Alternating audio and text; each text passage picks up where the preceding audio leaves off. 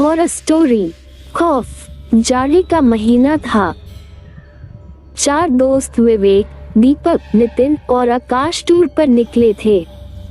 सबसे पहले वो पहुंचे आगरा फोर्ट। रात काफी हो चुकी थी। कड़ाके की ठंड पड़ रही थी। आगरा फोर्ट में पीछे की ओर कोई आता जाता नहीं था। वहाँ 1-2 लोग तंबू लगाकर भी रहते थे और वहाँ पर घूमने के लिए भी कोई नहीं आता था, क्योंकि आगरा फोर्ट बहुत बड़ा है। विवेक अपने दोस्त के साथ वहीं पर बैठा था। ठंड काफी हो रही थी, इसलिए उन लोगों ने आग जला ली। पर उन्हें डर था कि कोई यहाँ आ न जाए उन्हें डिस्टर्ब करने के लिए। पर रात के करीब 2 बज रहे थे, इसलिए वहाँ किसी के आने की कोई संभावना नहीं थी। चारों दोस्त आग जलाकर आपस में बातें कर रहे थे। नितिन, क्या मस्त जगह है। तभी यहाँ पर राजा महाराजा लोग रहते होंगे। सैकड़ों सैनिक यहाँ पर खड़े रहते होंगे जहाँ पर हम लोग बैठे हैं। हो सकता है यहीं पर कितने लोग मारे गए हों। पर आज देखो, इतना बड़ा किला खाली पड़ा है। अब यहाँ सिर्फ घूमने के लिए लोग आते हैं। दीपक, अच्छा हुआ हम लोगों ने कोई होटल नहीं लिया, और हम लोग अब आगे कहीं पर भी जाएंगे तो कभी होटल नहीं लेंगे, ऐसे ही रात बिताएंगे। कितना अच्छा माहौल लग रहा है, और इस तरह के डरावने एक्सपीरियंसेस करने में बहुत मजा आता है। विवेक, तो ठीक है, हम सब जहाँ भी जाएंगे ऐसे ही रात बिताएंगे, जो कि बहुत डरावनी हो, और उसमें 4 चांद लगाने के लिए हम में से हर बार कोई न कोई एक हॉरर कहानी सुनाएगा। लेकिन वो कहानी बनावटी नहीं होनी चाहिए। सच में उसके साथ वो घटना घटी होनी चाहिए, क्योंकि हर किसी के साथ कभी न कभी डरावनी घटना होती ही है ना। नितिन, तो ठीक है विवेक, प्लान तूने बनाया है तो सबसे पहली कहानी तू ही सुनाएगा। इसके बाद हम सलाह कर लेंगे कि फिर कहानी कौन सुनाएगा। ठीक है विवेक। विवेक, ठीक है, तो दिल थाम कर तुम लोग बैठ जाओ। और सुनो दीपक, ये कहानी तुझे जरूर पता होगी, क्योंकि तेरे साथ जो हादसा हुआ था मैं वही कहानी सुनाने वाला हूँ। दीपक, अच्छा वो कहानी सुनाने जा रहा है तू? यार उस बारे में मैं सोच लेता हूँ न तो मेरे रोंगटे खड़े हो जाते हैं। ठीक है, सुना, मजा आएगा। विवेक, तो कहानी यहाँ से शुरू होती है कि रात के करीब 1 बजे हाईवे पर मैं अपनी स्कूटी पर कहीं जा रहा था। हाईवे पर दूर दूर तक कोई भी दिखाई नहीं दे रहा था। चारों तरफ बस सन्नाटा था। हवाओं की भयानक डरावनी आवाजें मेरे कानों में बार बार पड़ रही थी, लेकिन मैं स्कूटी ड्राइव किए जा रहा था और खुद से ही बोल रहा था, पता नहीं दीपक किस हालात में होगा, कब से दारू लेने गया था, आधी रात हो गई अभी तक नहीं लौटा। मैंने स्कूटी और तेज कर दी कि तभी एक बूढ़ा इंसान सामने आ जाता है। मैंने ब्रेक लगाए, स्कूटी रोकी। बाबा का चेहरा बहुत ही भयानक लग रहा था। मैंने तेज आवाज में बाबा को बोला, अरे बाबा, पूरी सड़क खाली पड़ी है, मेरी गाड़ी के सामने ही आना था आपको, अभी आपको चोट लग जाती तो। नितिन, फिर बाबा कुछ बोले या नहीं? विवेक, वो बोले पर उनका जवाब मुझे समझ नहीं आया। बाबा, चोट तो बहुत पहले ही लग चुकी है बेटा। विवेक, ऐसे चलोगे तो चोट लगेगी ही ना। बाबा हाँ हाँ, लेकिन मुझे अब कभी चोट नहीं लग सकती बेटा, चाहे मुझ पर कोई गाड़ी ही क्यों न चढ़ जाए। विवेक, मैं बाबा की बात सुनकर थोड़ा हैरान हुआ। आकाश, हैरान तो हम लोग भी हैं। विवेक, आगे सुनो, मैंने बाबा से कहा। ये क्या कर रहे हैं आप? इतने में बारिश होने लगी। आसमान में बिजली कड़कने लगी। मैंने सोचा ये अचानक बारिश कैसे होने लगी, अभी तो आसमान बिल्कुल साफ था। फिर बाबा ने कुछ ऐसा बोला जिस पर यकीन करूं या न करूं समझ नहीं आ रहा था। बाबा, आसमान तो अभी भी बिल्कुल साफ है बेटा, वो ऊपर देखो। विवेक, मैंने अपना चेहरा ऊपर उठाकर देखा तो आसमान बिल्कुल साफ था। चांद तारे साफ साफ दिखाई दे रहे थे।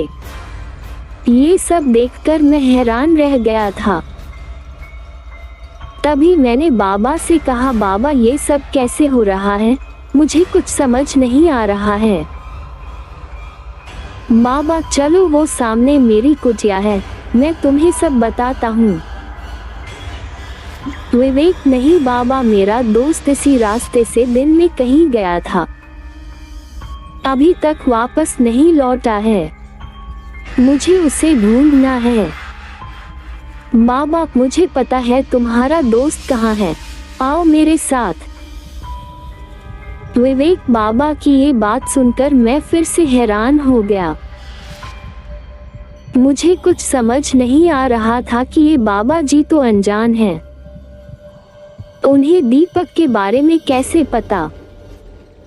खैर, मैं बाबा के पीछे पीछे उनकी कुटिया तक पहुंच गया। बाबा, आओ बैठो। विवेक, बाबा अंदर से लालटेन लेकर आए और उसे जलाया। मैं कुटिया के बाहर ही बैठ गया। बाबा भी ठीक मेरे सामने बैठ गए और मैंने उनसे कहा, बाबा अब जल्दी बताओ ये सब क्या है, कहाँ है मेरा भाई? बाबा, आज से 3 दिन पहले इसी रोड पर एक बहुत ही भयानक एक्सीडेंट हुआ था।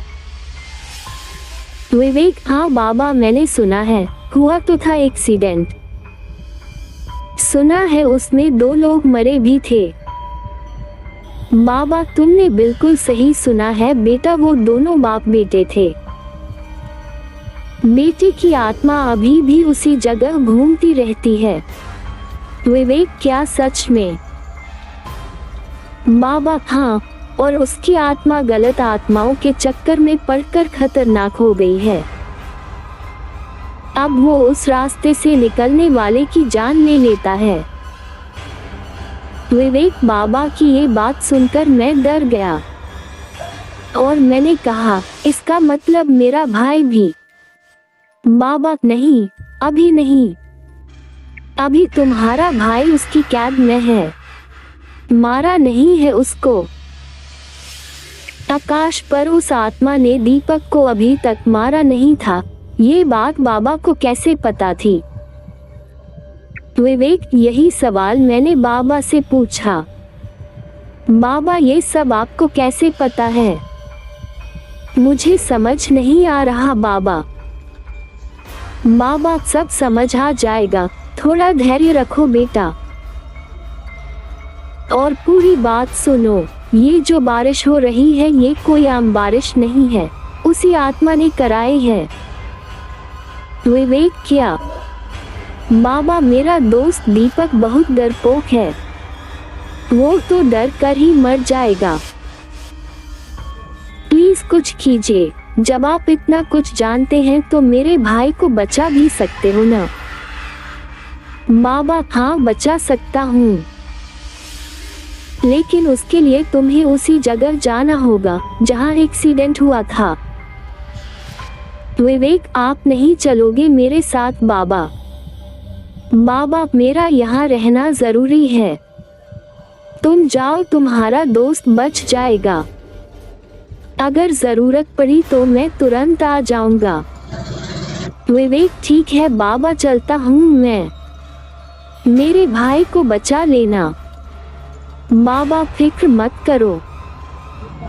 विवेक ने वहां से उठा, अपनी स्कूटी स्टार्ट की और चला गया।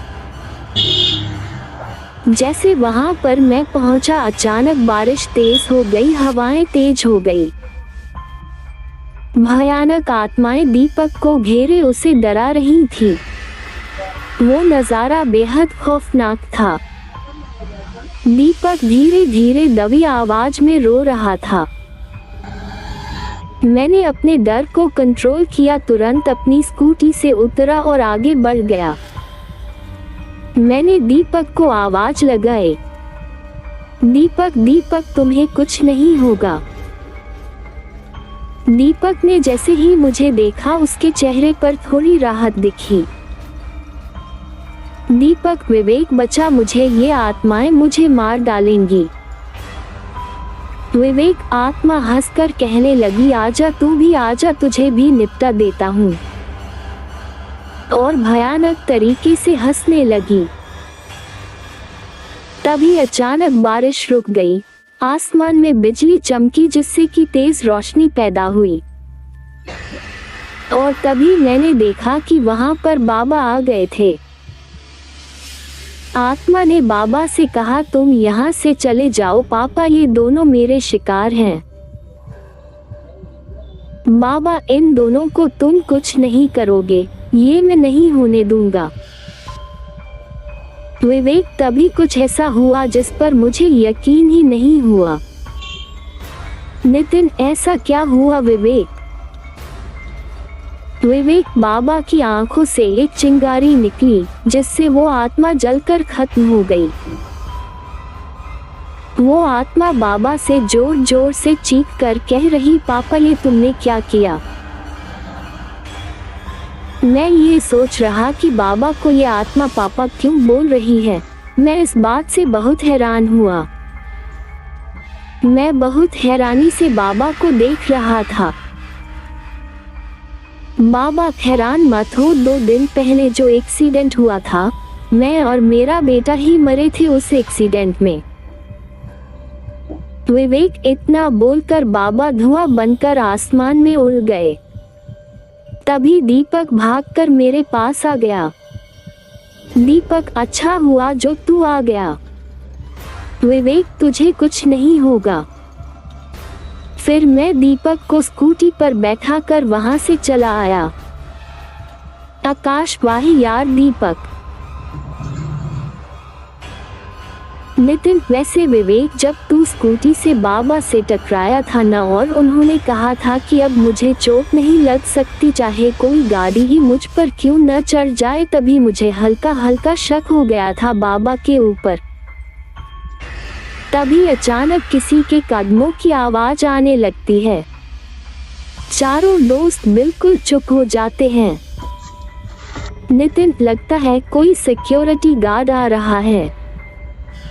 जैसे ही कदमों की आवाज उनके पास आकर रुकी, विवेक और दीपक बिल्कुल हैरान हो गए। विवेक, बाबा बाबा आप यहाँ। आकाश, नितिन, ये उन्हीं बाबा की आत्मा है।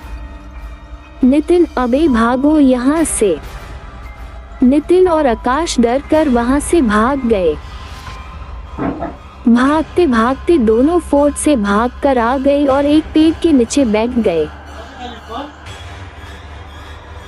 नितिन, भाई क्या सच में भूत था या कोई और? मैंने तो ठीक से देखा भी नहीं, एकदम वहां से भाग आया। आकाश, हाँ नितिन, मैंने भी कुछ देखा नहीं, पर मुझे भी बहुत डर लग रहा है। मैं उस फोर्ट के अंदर फिर से नहीं जाने वाला भाई। तभी विवेक और दीपक धीरे धीरे चलकर उस फोर्ट से बाहर आते हैं। दीपक, क्या हुआ, फट गई ना? विवेक, अरे भाई तुम्हारा चेहरा तो देखो, सारा रंग उतर गया है। शायद कुछ देर और रुकती तो तुम्हारी पतलून भी गीली हो जाती। विवेक और दीपक दोनों हंसते हुए एक दूसरे को ताली देते हैं। नितिन, मतलब तुम लोग मजाक कर रहे थे? फिर वो इंसान कौन था? दीपक हाँ और नहीं तो क्या ऐसी सुनसान और डरावनी जगह पर बैठे थे तो सोचा थोड़ी मस्ती की जाए। और वो इंसान वहाँ का सिक्योरिटी गार्ड था। नितिन और अगर इस मजाक में हमारी जान चली जाती तो? विवेक तो क्या फिर तुम भूत बनकर हमें डराने आ जाना। विवेक और दीपक दोनों खूब हंसने लगे। आकाश मरने के बाद वैसे भी कोई अपना और पराया नहीं होता, भूत बस जान लेना जानता है। फिर वो चारों दोस्त वहीं बैठ जाते हैं और दूसरा दोस्त एक नई कहानी सुनाने लगता है। समाप्त। मेरा ये चैनल सब्सक्राइब करें और मेरे हर अपडेट आपको मिले इसके लिए बेल आइकन जरूर दबाइएगा। आप सभी को मेरी ढेर सारी शुभकामनाएं।